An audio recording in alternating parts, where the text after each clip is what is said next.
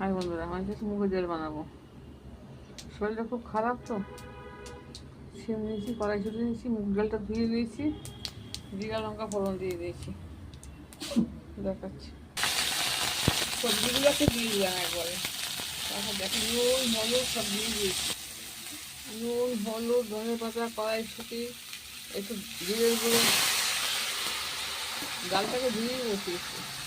ডাল, শিম, কড়াইশুঁটি, ধনে পাতা, জিরের গুঁড়ো, জিরে ফোড়ন, ডালটাকে ঢাকা দিয়ে দিচ্ছি। পরে দেখা, এই দেখুন আমার ডাল হয়ে গেছে। এবার আমি একটু চিনি দিয়ে দেবো, একটু ভাজা মশলা দিয়ে দেবো।